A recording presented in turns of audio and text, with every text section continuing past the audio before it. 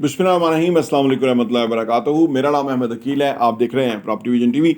आज से 20 साल पहले मैं छोटी छोटी इन्वेस्टमेंट में छोटा सा प्लॉट लिया एक एक मोहल्ले लेवल पे, तो उसको मैंने डेवलप किया, तो उसको फिर घर बनाया, तो उसको एक अच्छी इन्वेस्टमेंट में कन्वर्ट किया।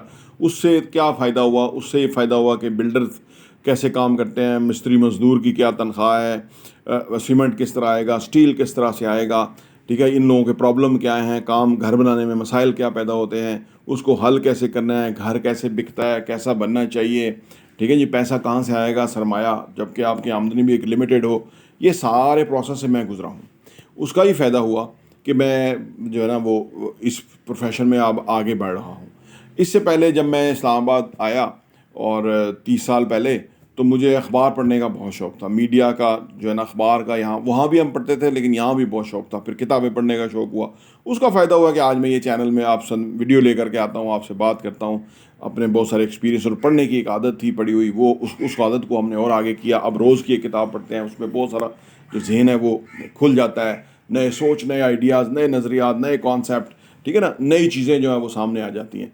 तो उससे भी फ़ायदा हो रहा है। यानी अर्ज़ करने का मतलब यह है कि कोई भी काम जितनी जल्दी ज़िंदगी में आप करना शुरू कर दें पॉजिटिव वे के अंदर, उसको आदत बना लें, उसको सब कॉन्शियस में बिठा लें, सारी ज़िंदगी उसका फ़ायदा होगा। लोग कहते हैं कि शायद आप तो जी अभी बड़े लेवल पे काम कर रहे हैं, तुझे तो करोड़ों की बिल्डिंग है, तुझे तो वगैरह।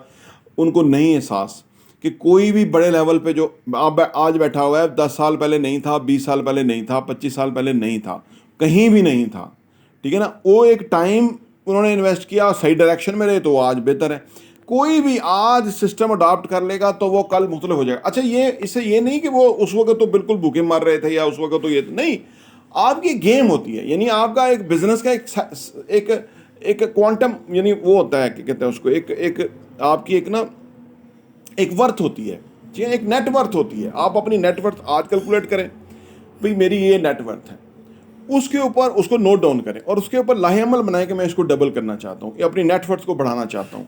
उसमें फिर बेशुमार चीज़ें आ जाएंगी, फिर आप उस पर काम करना शुरू कीजिए। तो मेरा एडवांटेज यह है कि गोल ओरिएंटेड मैं 20 साल पहले ही था। उसमें मैं अपनी नेटवर्थ लिखता था, अपनी आमदनी, अखराजात, ये सारी चीज़ें लिखता था। वो चीज़ें डेवलप होती होती होती होती एक शेप में आती गई। लेकिन वो ये कहते हैं ये चीज़ मुझे कोई ज़बरदस्ती नहीं करा सकता, मैं भी आपको कोई ज़बरदस्ती नहीं करा सकता, कोई ज़बरदस्ती नहीं कर सकता जब तक कि वो खुद ना करे। क्योंकि ये तो बहुत बड़ी बात है ना, इकबाल ने भी कहा, खुदा ने आज तक उस कौम की हालत नहीं बदली, ना हो खुद जिसको ख्याल आप अपनी हालत के बदलने का। अगर आप अपनी हालत बदलना चाहते हैं तो दूसरों पे उंगलियां खड़ी ना करें, ये बहुत गलत अप्रोच है। दूसरों से अच्छी बात लें, अपने पल्ले बांधें, डायरी लें, 300-400 रुपये की डायरी आती है, उसमें वो पॉइंट्स लिख लें। एक तरफ अपनी आमदनी, अखराजात, पॉइंट्स लिख लें, क्या आपने करना है, किधर पहुंचना है, क्या गोल हैं, ठीक है ना, क्या डिज़ायर्स हैं, क्या रिक्वायरमेंट्स हैं, ठीक है, वो कैसे आप मल्टीप्लाई होंगे, क्या चीज़ मिल रही है, कितने की मिल रही है, ये सारा कुछ उस डायरी में बेशुमार कुछ लिखे। मैंने कई डायरियाँ हैं जो मैं लिखता रहा हूँ, भरता रहा हूँ, और उसके बाद वो फिर आपकी ना, ये एजुकेशन का एक तरीका है अपने आप को। जैसे हम वो स्कूल में जाते थे, वो स्लेट पे लिखते थे, फिर वो रफ़ कॉपी लेके आए, उस पर लिखे। तो ये डायरियाँ जो होती है, ये ज़िंदगी में ग्रो करने के लिए बहुत इंपॉर्टेंट होती हैं। लोग तो मोबाइल को भी अच्छा यूज़ कर लेते हैं, आजकल की यूथ मोबाइल पे कर लेती है बहुत कुछ, लेकिन हम लोग डायरियों के आदी थे। आज भी उससे हमें रेफरेंस मिलता है, तो हम अपने आप को, किसी के साथ तो कोई मुकाबला नहीं ना, दुनिया तो बहुत आगे से आगे है। तो वो कम से कम अपने 20 साल से मुकाबला करते हैं कि 10 साल बाद कहाँ थे, 15 साल बाद कहाँ थे, आज कहाँ हैं, तो आगे आने वाले टाइम में कहाँ हैं। तो वो मुकाबला अपने साथ है, किसी के साथ नहीं।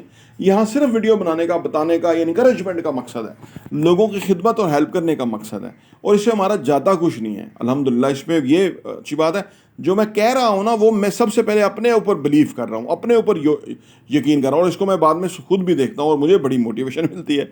मैं चुप करके देखता हूँ और अपनी वीडियो को बड़ा मोटिवेट होता हूँ। आज सुबह मैं वॉक करते हुए जो मैं सीरीज़ बना रहा हूँ, उसकी 3-4 वीडियो मैंने सुनी, तो मैं बड़ा मोटिवेट हुआ कि बड़ी कमाल बातें जो है ना उसके अंदर है। लेकिन हर बंदे की अपनी अपनी एक वो है। अगर अगर आप किसी को कहें कि ये फार्मूला है, ठीक है ना, वो ख़जाना है और उसका ये फार्मूला है, और आप जाके हासिल कर लें, तो मुझे लगता है कि 100 में से कोई 10 बंदे यकीन करेंगे, 90 बंदे कहेंगे ये बकवास है, अगर आपके पास फार्मूला है तो जाके खुद क्यों नहीं कर लेते।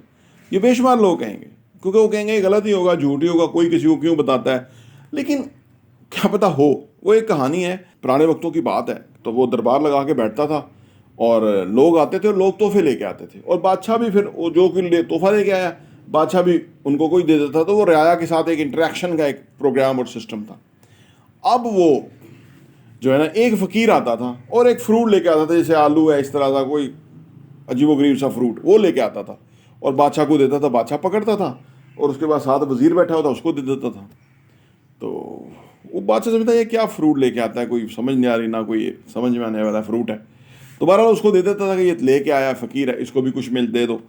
अच्छा, वो देता रहा, 10 साल गुजर गए। 10 साल के बाद एक दिन वो बादशाह बैठा हुआ था, वजीर बैठा हुआ था, साथ में उसका एक पालतू बंदर था, वो भी बैठा हुआ था। वो फ़कीर आया और फ्रूट लेके आया। वो फ़कीर जो बादशाह ने वो फ्रूट पकड़ा तो उसने सोचा फ़कीर इसको देने की बजाय बंदर को डाल देता हूँ। अब बंदर ने उसको मुंह में डाला, उसने ऐसे ऐसे किया तो उसमें से हीरा निकल के बाहर गिरा।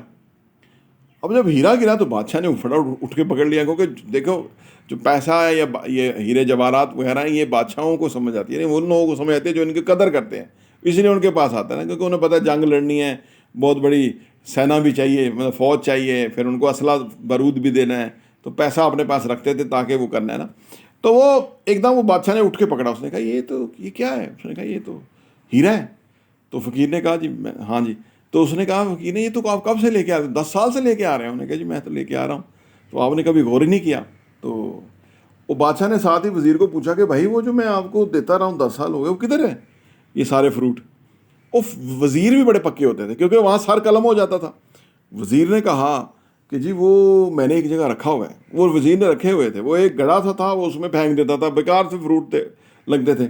जब वो देखा तो उधर बदबू थी, वो फ्रूट तो ख़त्म हो गए, नीचे सारे हीरे पड़े हुए थे। वो बादशाह ने निकाल लिए। वो बादशाह तो हैरान परेशान हो गया उस फ़कीर को देखे कि यार ये फ़कीर क्या है। खैर ये लंबी कहानी है, लेकिन मैं यहीं तक रखता हूँ, किसी और में इसको मुकम्मल करूँगा। तो अर्ज़ करने का मतलब यह है कि जो हमारी बातें हैं वो फ़कीर वाली ही हैं, कि जो वो फ्रूट लेके आता था और कई लोग उसको उम्मीद नहीं देते कि यार ये तो ला रहा है, मसलसल ला रहा है, लेकिन कईयों को इसमें हीरा नज़र आ जाता है और वो उसको पल्ले बांध लेते हैं और वो फिर उससे फ़ायदा उठाते हैं। तो ये अपनी अपनी चॉइस है, अपना अपना ज़िंदगी आपकी चॉइसेस हैं। अगर आप त्रुटे मोटरसाइकिल के ऊपर हैं, साइकिल के ऊपर हैं, आपके पास घर नहीं है, आपके पास वो नहीं, तो ये आपकी चॉइस है। ये मैं किसी अलग वीडियो में बताऊँगा कि बंदे ने ये चॉइस की तो की क्यों। वो अपनी अना का मारा रहा, वो उसने किसी बात को हकीकत जाना नहीं, किसी को यकीन नहीं किया, उसने अल्लाह की रहमत पे यकीन नहीं किया और वो उसी लेवल पे रहा और उसी लेवल को उसने छोड़ा ही नहीं। हालांकि वो अच्छी बात को सुनता, उसको अमल करता, उस पर कोई एक्शन लेता, उसको कोई डिज़ाइन करता, उस पर कोई पैटर्न बनाता, तो ज़िंदगी में कहाँ से कहाँ चला जाता। तो ये जो भी है वो आपकी चॉइसेस हैं, हर बंदे की अपनी चॉइस है और अपनी चॉइस में वो आज़ाद है। ये मेरी चॉइस है, मैं इसलिए कर रहा हूँ और मैं इंशाल्लाह ताला करता रहूँगा, और जब तक कि आपकी अच्छी फीडबैक आती रहेगी। प्रॉपर्टी टीवी देखने का बहुत बहुत शुक्रिया।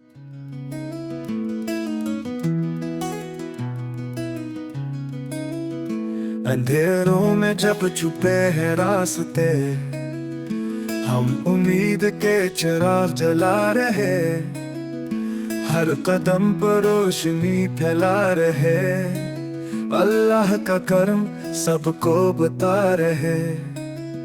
माली तालीम एक रोशन जहान, सरमाएकारी का है यहाँ निशान, हम ज़मीन की गवाही दे रहे, ख्वाबों को हकीकत बना रहे। दुआ है कि हर दिल में उम्मीद हो, हर कदम पर रहमत मज़ीद हो, अल्लाह का करम हमें साथ दे, ये दुनिया खुशियों से आबाद हो।